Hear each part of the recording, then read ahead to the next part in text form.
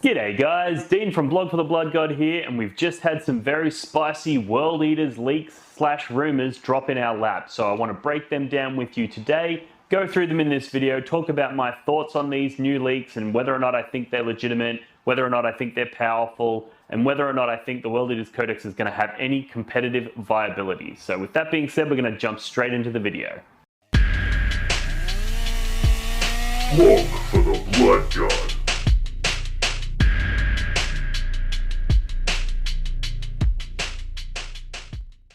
Alrighty guys, let's go through these World Eaters leaks and let's have a conversation about what we might potentially expect with the new World Eaters Codex. So, first off, I'm not going to comment on how accurate I believe these rumours to be. I'm just going to sort of share what's been sent to me. They're apparently from an early playtest codex, which we have seen before, so it's not entirely unlikely, but once again, just make sure you take these with a grain of salt. So, apparently the World Eaters trait is going to be changed, their Legion trait, and it's going to be +1 attack on the charge if you're charged or heroically intervene, and in addition, +1 strength on the charge if you are charged or heroically intervene. So that's a slightly better trait than what we currently have. However, it's still not fantastic, especially when compared to some of the other traits that are out there, but it's still better than nothing. It's better than a slap in the face. Alright, let's go on to the World Eaters army-wide mechanic. So apparently the blood tithe is coming back. So those who are familiar with the old Demonkin Codex will remember this. There's two versions here that are listed. So it'll be one of the following two.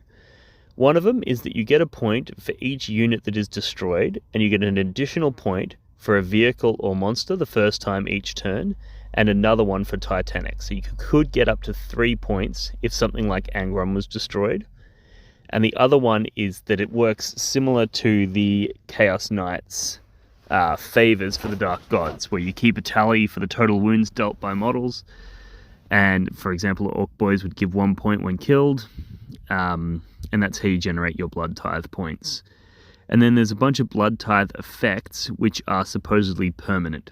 So one would assume that when you get to a certain Blood Tithe, you can spend those Blood Tithe points to unlock one of these following abilities.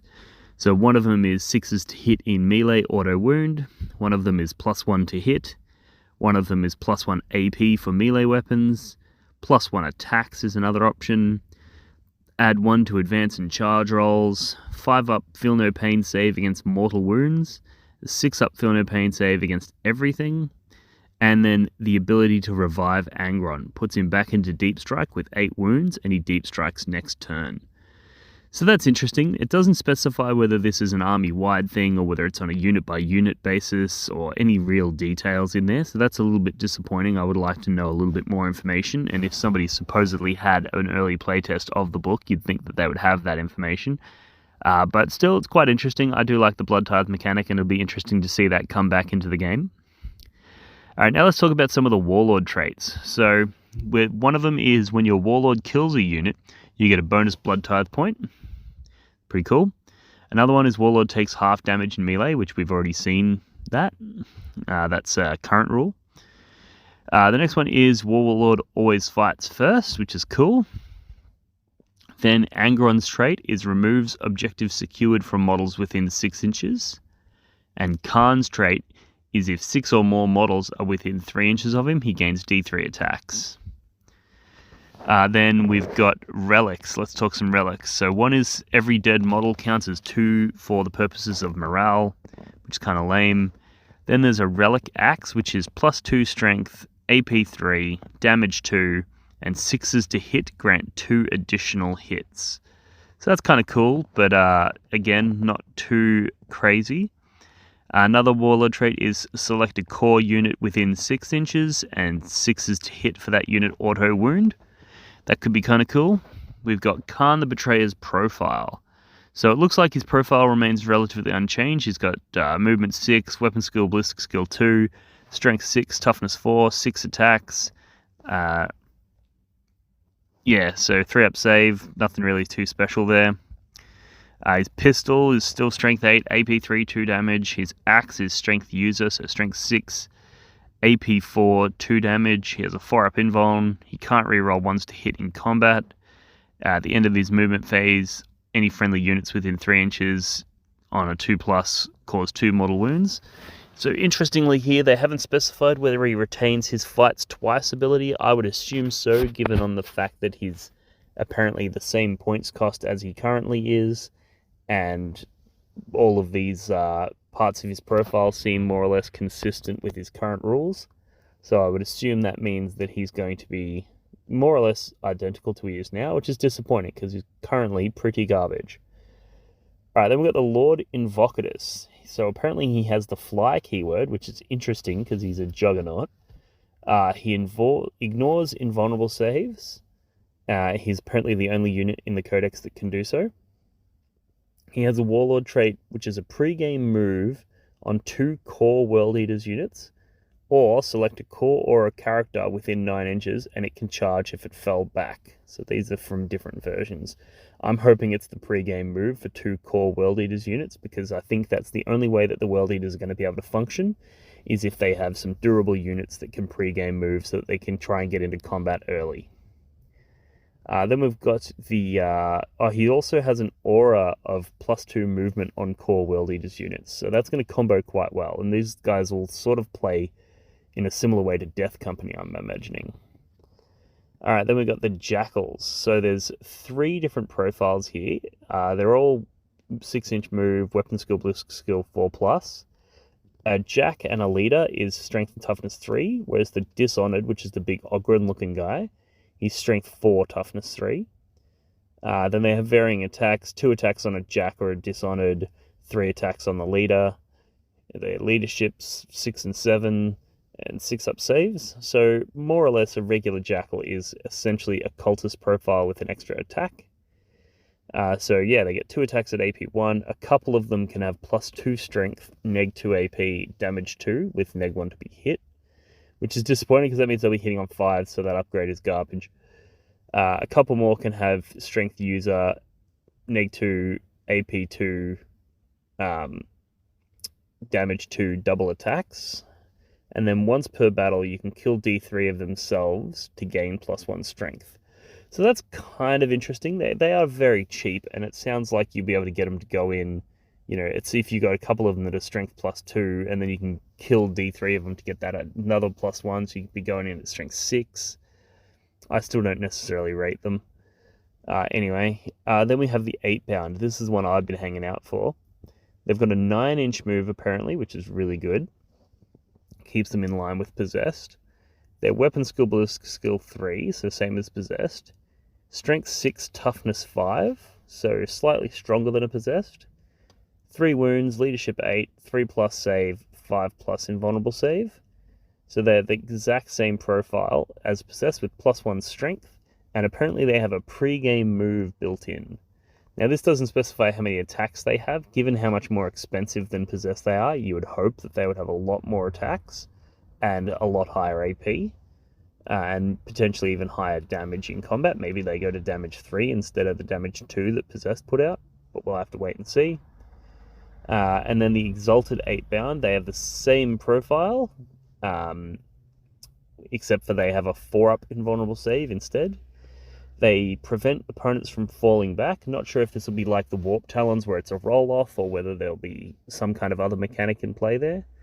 And then apparently the Sergeant can get two Chain Fists that are damage 3. So that's pretty solid as well. Damage 3 is good. However, that makes me feel like the regular 8-bound probably won't be damage 3. And if they're not damage 3, well, then they're going to be essentially just expensive Possessed with no real advantages outside of a pre-game move. Then we go into Angron's profile. So he is got a 2-up save and a 4-up invulnerable save, which is very nice. 18 wounds, which is interesting given that a Bloodthirster has 20, but I still don't think those 2 wounds are going to break your back. His Warlord trait removes enemy obsec within 6 inches. He has Warp Locus, and he currently does not ignore wound caps or invols, but he has so many attacks that he can destroy anything in combat pretty easily, is the quote, and can be revived with the blood tithe mechanic. So that's really, really strong. So if he's got fly and he hits hard and he's got, a decent movement characteristic on him, he's got the 2-up save, provided the World Eaters keep Armor of Contempt, he's going to be really hard to put down. Then we've got some general stratagems here. So there's +1 damage for Exalted Eightbound. There you go. That makes them, brings them up in line with what I would hope for the damage that you get out of a 40-point model.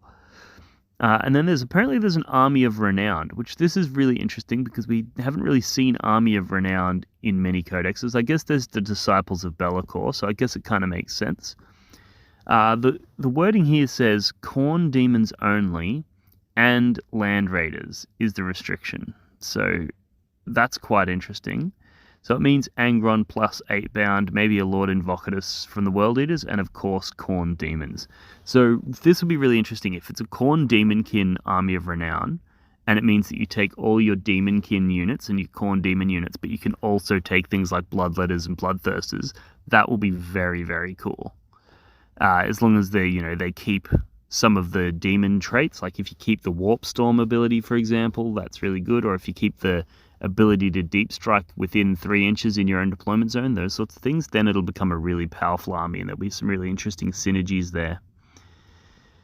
Then what else have we got? Some AOR stratagems, so Army of Renown stratagems. So you've got 8-bound +1 to wound, so that'll be cool. You can get +1 to wound and +1 damage.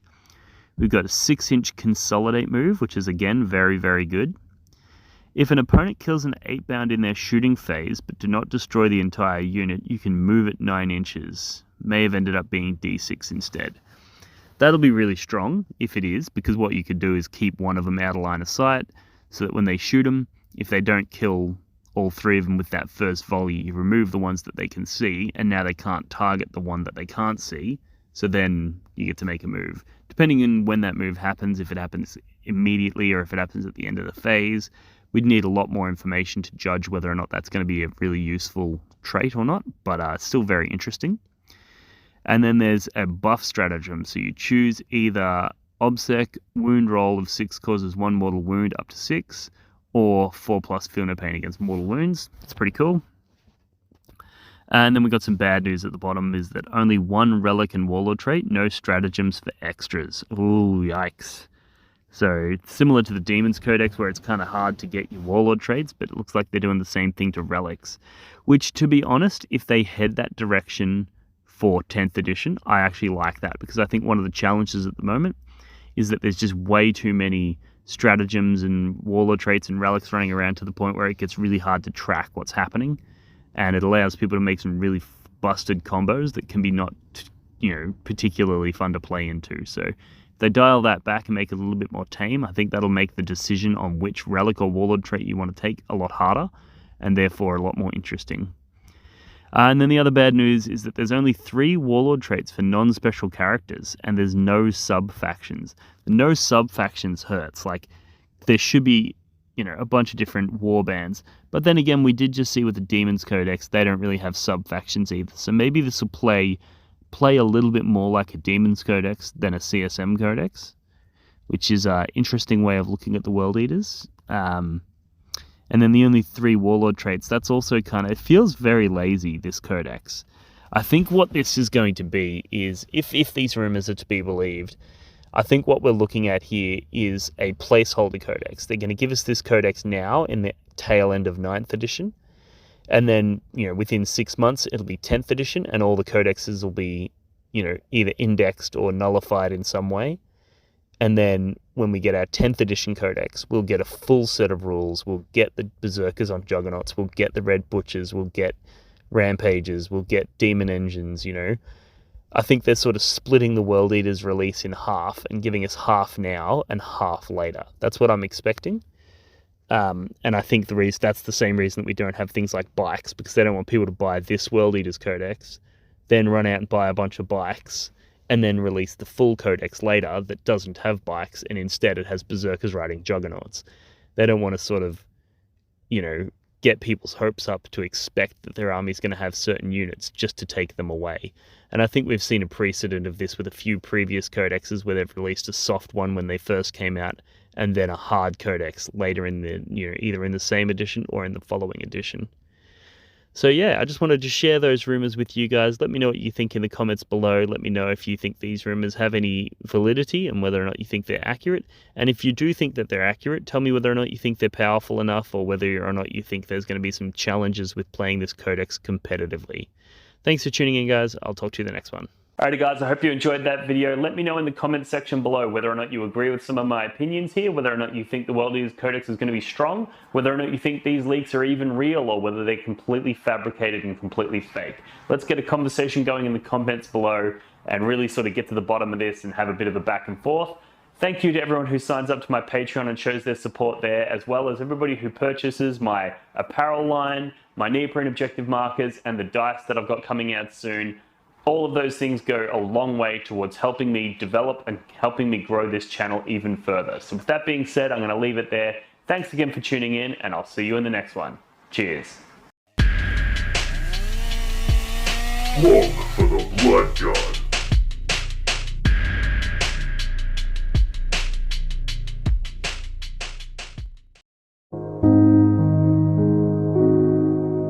The Warhammer community suffers from some of the most prohibitively expensive essentials in the world, especially Australian content creators.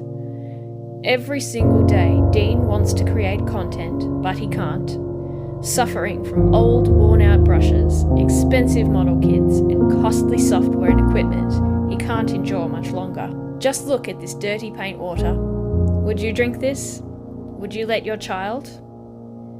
Even a small monthly donation can help provide Dean with clean paint water, basic tools for survival, and access to life-saving information and education. So please, follow the links in the description below and find out how you can sponsor a mad cunt like Dean today and end the suffering. Suffering that is cruel, unsustainable, and your fault.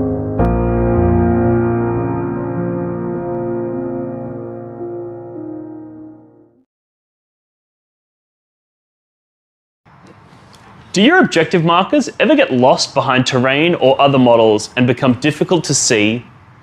Do they ever get bumped and accidentally moved during a game? And do they ever spark arguments about distances? Well, not anymore. Introducing the blog for the Blood God, not even remotely patented neoprene objective markers. Made from the same material as astronaut suits, or maybe military equipment, or probably neither of those things, this 2mm thick neoprene synthetic rubber is tear resistant, water resistant, and is designed to last. But that's not all. The blog for the Blood God, not even remotely patented neoprene objective markers come in a variety of different designs and styles to suit any faction represented in the Warhammer 40,000 universe. These objective markers are a perfect gift for yourself or a friend, and are a perfect way to flex and show your opponent that not only are you a smarter, cooler, and better 40k player than them, but you also have more disposable income than they do. For the low price of $25, you'll get not one, not two, but 6 neoprene objective markers, perfectly designed for 9th edition Warhammer 40k. But wait, there's more. For a limited time only, people who sign up on Patreon to support Blog for the Blood God as a Skull Champion tier $5 per month member will gain access to a custom design service where I will design a unique logo to support their gaming club, like the one I did to the left here for the Potato Farmers local gaming club here in Melbourne. Follow the links in the description of this video to pick up your set today.